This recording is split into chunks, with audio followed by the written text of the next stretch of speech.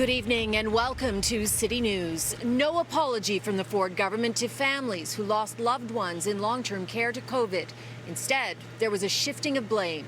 Today, the minister in charge spoke for the first time since the Long-Term Care Commission found it did not act quickly enough to stop the pandemic from tearing through homes.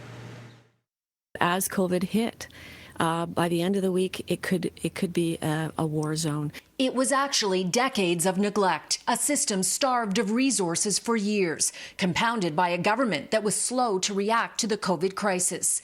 The Long-Term Care Commission released its report Friday evening, finding critical decisions came too late. There was insufficient infection control in the homes, lack of proper PPE and testing. Some homes received COVID results in the mail. The province's top doctor, David Williams, did not acknowledge symptomatic spread until later in the summer, long after Minister Fullerton sounded the alarm. But today, she consistently tried to shift the blame to previous governments. I think collectively as a society, we need to do some soul searching and understand why, it took a pandemic to address the capacity issues in long-term care, the staffing issues in long-term care. Will she do the right thing and resign? Thank you, Speaker. Those remarks are stunningly ignorant. 11 staff and close to 4,000 long-term care residents have died of COVID. When asked if their families were owed an apology, the minister did not answer.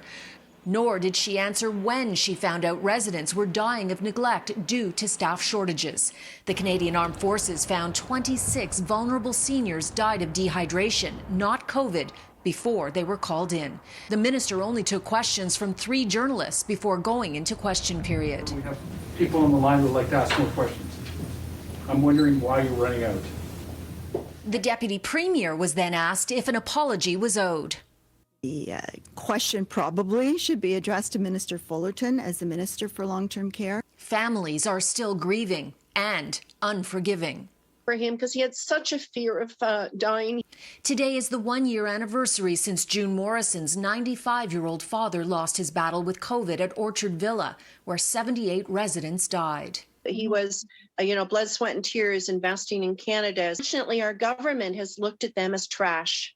Today, we really deserved an apology, and do nothing but deflect is just another slap in the face for families. The Long-Term Care Commission has 85 recommendations. The minister says they are looking into them. She also says it's up to her government to fix the systemic issues and make sure that the close to 4,000 residents didn't die in vain.